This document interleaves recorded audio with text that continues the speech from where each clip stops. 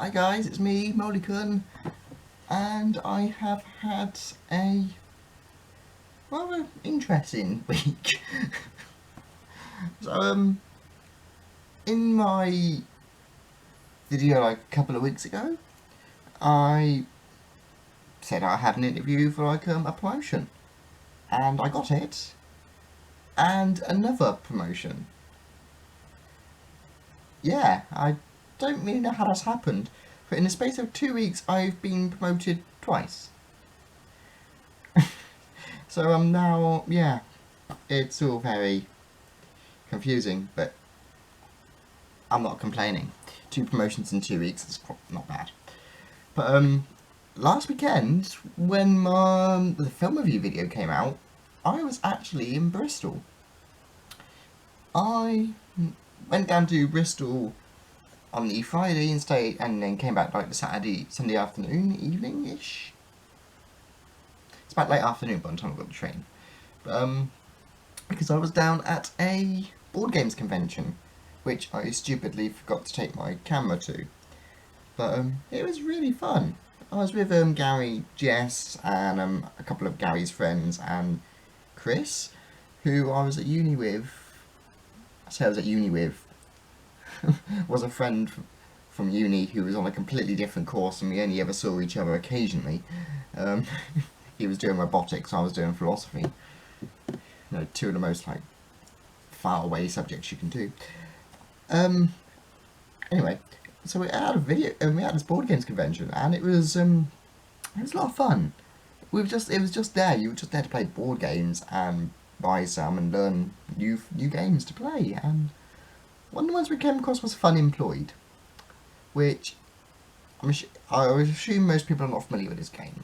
It's you have a deck of qualifications and a deck of jobs, and you go around the table one by one, being the interviewer, and you take a job card from the pile, and that's the job you're interviewing for. And then everybody gets a hand of cards equal to the number of players, including the interviewer, or the interviewer gets one less. And that, this is your qualifications, is how you've got to go and interview for this role. And you have to argue your case for each card. And then after you've done that, the interviewer will give you one of their cards as a question, and you have to try and answer it relating back to your qualifications again. And I ended up becoming a pimp. It's like, I don't think this was a safe for work game, because the jobs we had come up was pimp, drag queen, sperm donor. I also got the job of live action role player, which I thought was brilliant based on my hand of cards. I had furry, so I already had a costume, camouflage, so I argued that I could be stealthy and could take the part of like a rogue if needed be. I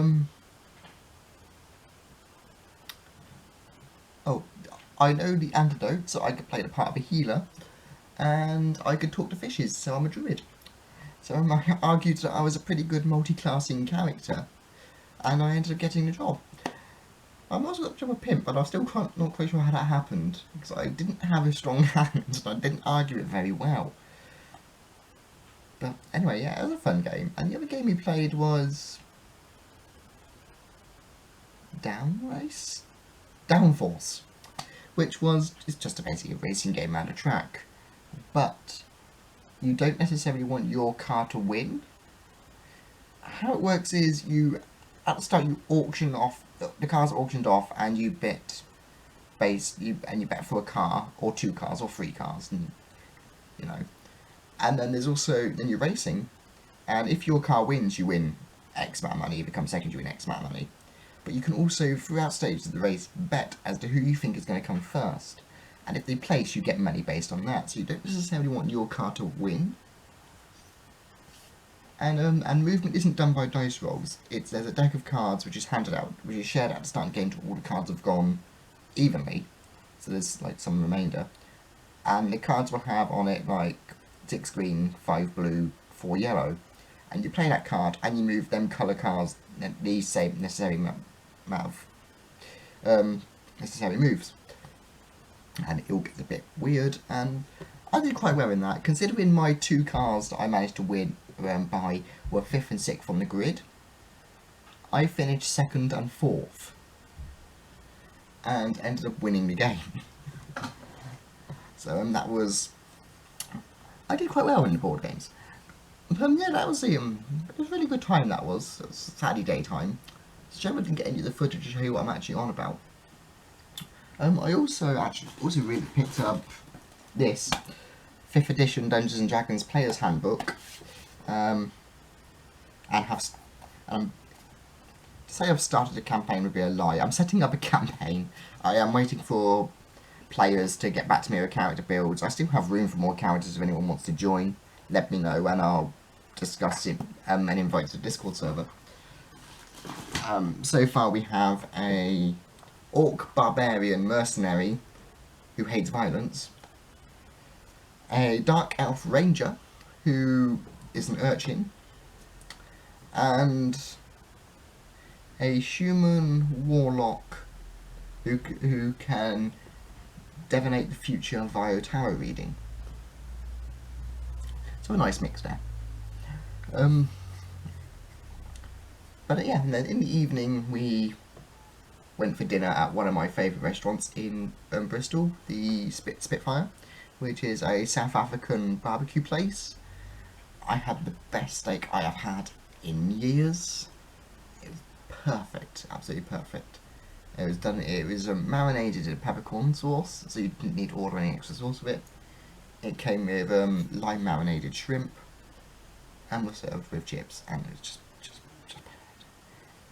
And I washed that down with a pint of proper cloudy British Bristol cider. Brilliant. After that, Gary had planned for us to go on a pub crawl, because he wanted to show me like several cocktail bars he likes. That didn't go according to plan. We went to Azure, something like that. Didn't really like it. It was a bit loud. The cocktails weren't that great. They were just your standard mojito, Mai Tai, Long Island iced tea stuff, but they weren't made particularly great. It's just nothing special about it. It was all about the show of making the cocktails, and that's fine, but it was loud. There was a hen party in the same building, and I couldn't hear. We were sat like a tiny table, and I couldn't hear what anyone was saying. So I went to the next one after one drink, and we came across the Clockwork Rose, which is one of the strangest places I have ever been. It's not a bar.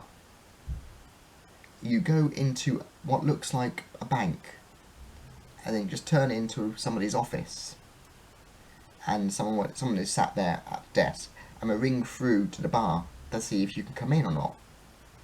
And it's all a bit surreal. But the Clockwork Rose, we went in, and it's this beautiful steampunk inspired bar.